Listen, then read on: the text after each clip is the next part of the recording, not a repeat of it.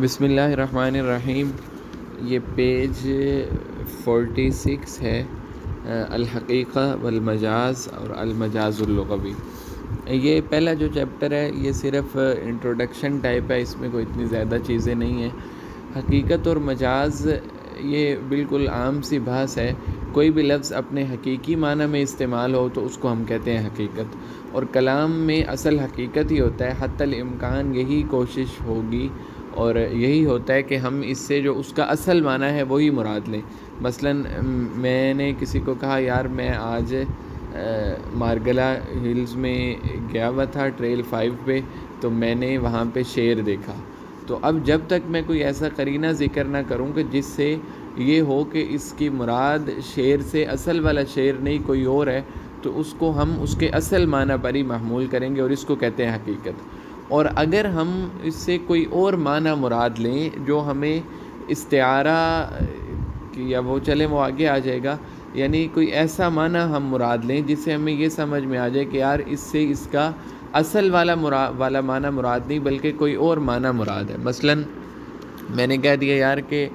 میں نے ٹریل 5 پہ ایک شیر دیکھا جو تیر اندازی کر رہا تھا۔ تو اب شیر تو ظاہر ہے تیر اندازی نہیں کر سکتا، تو میرا پھر اس سے سمجھ آ جائے گی کہ اس سے مراد کوئی ایسا بہادر آدمی ہے جس میں شیر جیسے اوصاف موجود ہیں، اور وہ بڑے زور و شور سے تیر اندازی کر رہا تھا اور شکار کر رہا تھا۔ تو اب یہاں پہ اس کو کہتے ہیں مجاز، یعنی میں نے اس لفظ سے حقیقی معنی کے بجائے کوئی اور معنی مراد لے لیا، تو یہ کہلاتا ہے مجاز۔ جب اس کا اصل معنی مراد لیں گے تو حقیقت، اصل معنی کی بجائے کوئی اور معنی مراد لیں گے تو وہ اس کو ہم کہیں گے مجاز۔ پھر جب بھی ہم کسی لفظ کے یا کسی ترکیب سے اس کے اصلی معنی سے کسی اور معنی کی طرف رجوع کریں گے، کوئی اور معنی مراد لیں گے، تو اس کی کوئی نہ کوئی وجہ، کوئی نہ کوئی ان کے درمیان مناسبت ہونی چاہیے، کوئی علاقہ ہونا چاہیے، یعنی کوئی تعلق ہونا چاہیے۔ تو اگر تو ان دونوں کے درمیان علاقہ ہوگا تشبیہ کا، یعنی ان کے درمیان کوئی مشابہت پائی جا رہی ہوگی، جیسے کہ ہم نے اب شیر میں اور بہادر آدمی میں مشابہت یہ ہے کہ شیر بھی بہادر آتا ہے اور جو بہادر آدمی ہے وہ بذات خود وہ بھی بہادر ہے، یا اس طرح کوئی بھی اور دو چیزیں جن میں تشبیہ پائی جا رہی ہو۔ مثلاً ہم اہدنا الصراط المستقیم کہہ دیتے ہیں کہ اللہ ہمیں سیدھا راہ دکھا۔ اب اعمال میں، اعتقاد میں کوئی سیدھا راستہ فزیکلی تو نہیں ہوتا، لیکن اب ان میں مشابہت ہے کہ سیدھے راستے پہ جب انسان چل پڑتا ہے تو اپنی منزل تک بڑی آسانی سے پہنچ جاتا ہے۔ ایسے ہی جب کوئی انسان اللہ کے اعمال، اللہ کے بتائے ہوئے جو قرآن و سنت میں اعمال مذکور ہیں وہ کرے گا، یہ اعتقاد وہ رکھے گا جو اللہ سے، اللہ کے نبی سے، آپ کے صحابہ سے، اہل البیت سے منقول ہے، تو وہ گویا کہ سیدھے راستے پہ چل پڑا ہے، اب اس کو اللہ کی رضا حاصل ہو جائے گی۔ تو اب ان دونوں کے درمیان مشابہت اور علاقہ پایا جا رہا ہے۔ تو جب بھی کسی لفظ کے حقیقی معنی اور وہ جو غیر موضوع لہو میں جو استعمال ہو رہا ہے، موضوع لہو اس کا جو اصل معنی جس کے لیے وہ وضع کیا گیا ہے، یہ اصطلاحات اکثر آئیں گی، موضوع لہو اور غیر موضوع لہو۔ غیر موضوع لہو کا مطلب کہ وہ معنی اصل طور پہ اس کے لیے وضع نہیں ہے۔ مثلاً شیر کا جو معنی ہے وہ انسان کے لیے وضع نہیں ہے، تو لہٰذا جب ہم انسان کو شیر کہیں گے تو کوئی نہ کوئی وجہ، کوئی نہ کوئی مناسبت ہونی چاہیے۔ تو اگر تو وہ مناسبت اور اگر تو کوئی وہ علاقہ تشبیہ کا ہے تو پھر ہم اس کو کہہ دیں گے استعارہ۔ پھر آگے استعارہ کی الگ چیپٹر آ جائے گا، الگ ہے، اقسام ہوتی ہیں۔ استعارہ تمثیلیہ الگ ہے، استعارہ تصریحیہ الگ ہے، مکنیہ الگ ہے۔ اور اگر ان کے درمیان کوئی جو ریلیشن ہے، جو تعلق ہے، وہ مشابہت کا نہیں ہے بلکہ کوئی اور ہے،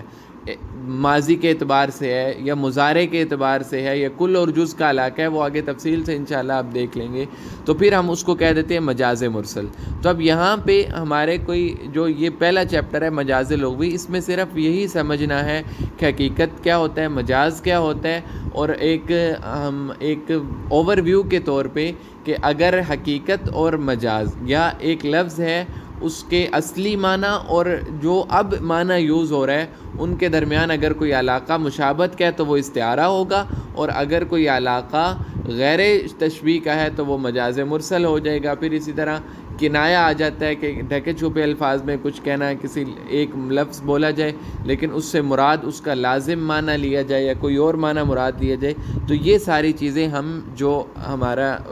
بحث ہوگی وہ ان تمام چیزوں میں ہوگی۔ اور مجاز لغوی یا اس کو اس انداز سے بھی دیکھا جا سکتا ہے، اس کے مقابلے میں ایک آ جاتا ہے مجاز عقلی۔ مجاز لغوی کا معنی ہے کہ کسی لفظ کو لغتاً ڈکشنری کے اعتبار سے ہی بدل جائے اس کا معنی۔ مثلاً کہ اب ہم نے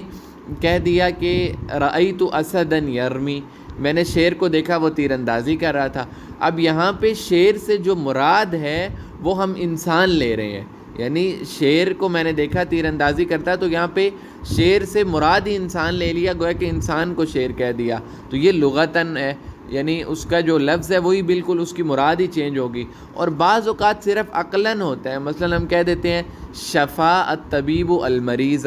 کہ طبیب نے یعنی ڈاکٹر نے مریض کو شفا دی، حالانکہ جو اصل شفا دینا ہے وہ تو اللہ تعالیٰ کا کام ہے۔ تو اب یہ بھی مجاز ہے، لیکن یہ مجاز عقلی ہے، عقلی طور پہ ہم نے طبیب کی جو نسبت ہے وہ کر دی، جو شفا کی نسبت ہے وہ اللہ تعالیٰ کی بجائے مجازی طور پہ طبیب کی طرف کر دی ہے۔ فرق ہمیں ایسے پتہ چلے گا کہ جب ہم نے اسد کا معنی استعمال کیا تو ہم اسد سے انسان مراد لے سکتے ہیں، لیکن آپ شفت طبیب المریض سے کہہ کے یہ نہیں کہہ سکتے کہ جی طبیب اب اللہ تعالیٰ کی ذات ہے، یعنی بلکہ طبیب سے مراد وہی خاص ڈاکٹر ہے جس سے مریض نے دوائی لی اور وہ صحت یاب ہو گیا۔ تو یہ بھی ایک فرق ہو سکتا ہے مجاز لغوی اور مجاز عقلی میں۔ باقی اس کا جو اصل معنی ہے وہ وہی ہے جو پہلے ہم نے ذکر کر دیا، جس میں استعارات آ جائیں گے ہمارے اور جس میں مجاز مرسل وغیرہ آ جائے گا۔ تو یہ صرف ایک انٹروڈکٹری ٹائپ ہے، انٹروڈکشن ٹائپ ہے، اس میں کوئی ایسا نہیں ہے۔ اگر مثال کے طور پہ ایک مثال آپ دیکھ لیں مزید واضح ہو جائے گا، بس ہم پھر اگلے چیپٹر پہ چلتے ہیں کہ قامت تزللون، پتہ نہیں کیا لفظ ہے یار، کیا تزللونی من الشمس نفس احب الی من نفسی، کہ ایک انسان ایسا ہے جو مجھے سورج سے سایہ فراہم کرتا ہے، اور وہ انسان ایسا ہے جو مجھے اپنی جان سے بھی زیادہ محبوب ہے، جو مجھے اپنے ذات سے بھی زیادہ محبوب ہے۔ قامت تظللنی، وہ مجھے سایہ فراہم کرتا ہے، ومن عجبی، اور تعجب کی بات یہ ہے، شمس تظللنی من الشمس، کہ ایک سورج مجھے دوسرے سورج سے سایہ فراہم کر رہا ہے۔ تو اب یہاں پہ دیکھیں، اب جہاں پہ شعر کا اینڈ ہو رہا ہے، جہاں پہ دو لفظ استعمال ہوئے، ایک ہے شمس تظللنی من الشمس، کہ ایک سورج مجھے دوسرے سورج سے سایہ فراہم کر رہا ہے۔ تو اب یہاں پہ دیکھیں کہ اب ایک تو اصل سورج ہے جو سیارہ ہے، ٹھیک ہے، اور ایک یہ اپنے محبوب کو سورج سے تشبیہ دے رہا ہے، اور ان کے درمیان وجہ یہ ہے کہ چونکہ سورج بھی روشن ہوتا ہے بہت زیادہ، اس کی بھی کرنیں ہوتی ہیں، چمک ہوتی ہے اس کی، تو گویا کہ وہ کہہ رہا ہے کہ میرا محبوب بھی بطور سورج کی طرح ہی ایک چمکدار ہے، روشن ہے، اس میں اشراق ہے، تو وہ مجھے سایہ فراہم کرتا ہے، گویا کہ اس سے بھی میں اپنے آپ کو، میری انرجی ہے میرے محبوب میں بھی، جیسا کہ میرے لیے جو انرجی کا منبع ہے وہ اصل سورج ہے۔ اب یہاں پہ دیکھیں شمسن جو لفظ ہے، جو پہلا شمسن ہے شعر کے اینڈ پہ، اس سے مراد اصل والا سورج نہیں ہے، بلکہ اس سے مراد اس کا محبوب ہے، انسان ہے۔ تو یہ اب کیا ہے، مجاز لغوی ہے، ایک لفظ ہے، ہم اس سے کوئی اور معنی مراد لے رہے ہیں، تو اس کو ہم کہہ دیتے ہیں مجاز لغوی۔ اس کے بعد ہم پھر اگلے چیپٹرز میں اس کی مزید تشریح ہوتی جائے گی انشاءاللہ۔